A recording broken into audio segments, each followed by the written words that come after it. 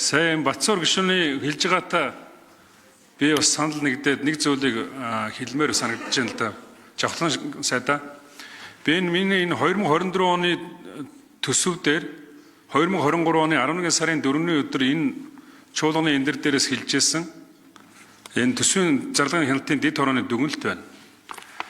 За энэ дээр би нэг жоохон юм уншаад өгч. Төсвийн хөрөнгийн хөрөнгө оруулалтын хуваарлалт, байршуулалт жигд эдийн засгийн үр ашигтай нийгмийн ач холбогдолтой байх зарчим бүрмөсөн алдагдлаа. Үүнийг Хинтээ аймгийн нэг хүнд ногдох төсвийн хөрөнгө оруулалт 14 сая 507 мянган төгрөг байна. Гэтэл Өмнөгов аймгийн хувьд 541 мянган төгрөг. Орхон аймагт 931 мянган төгрөг хуваарлагдж байна. Тэгээ энэ дүнгээр үзэхэд тухайн үед бол 87 мянган хүнтэй байсан Хинтээ аймаг. Тэр жил нийт одоо хөрөнгө оруулалтын дүн 1 их 80 180 тэрбум байсан шүү дээ. 1 их 80 180 тэрбум. Тэгээ өнөөдөр энэ зарим нэгэн хөрөнгө оруулалтууд нь явагдаад дуусаад энэ усын төсвүүдээр чинь Хинтээ аймгийн 26 төс дарга хэмжээ байгаа. Тэнд 721 тэрбум төгрөгийн хөрөнгө оруулалт тавигдсан ингээд төсвийн зарчим алдагдсан. Дарга нар чинь болтоор ингээд тавиад идэг.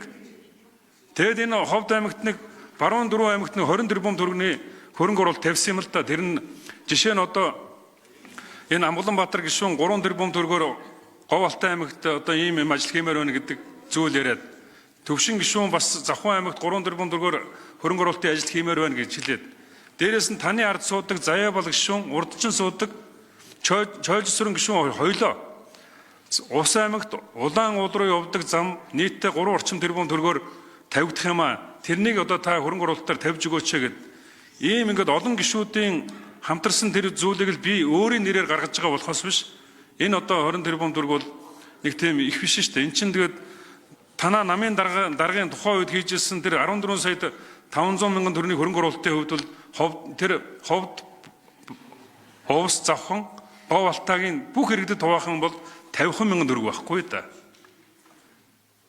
Тийм учраас та нар энэ өөрсдийнхөө энэ засгийн газар дээр байгаа энэ хөрөнгө оруулалт замбраагүй тавигддаг Монгол Ардын нам одоо бас яг 9 жилийн хугацаанд бол үнэхээр Жавхлан гишүүний хэлсэнчлэн тийм айхтар одоо юу гэдгийг Ардын нам ардсан нам гэж хуваахгүйгээр бас төсвөө бас хөрөнгө оруулалтын дээр бол аятайхан тавьж ирсэн. Ямар ч хил ам гарч байгаагүй. Ийм их хөрөнгө оруулалт хийж яхад би тухайн шүүмжлээд өнгөрч ирсэн болохоос биш өнөөдрөх шиг ингэж төсөв барьцаалж хин нэгэн хүн албан тушаалтныг тавих тухай асуудлыг ярьж ингэж устөрж байгаа шүү гэдгийг бас хэлмээр байна.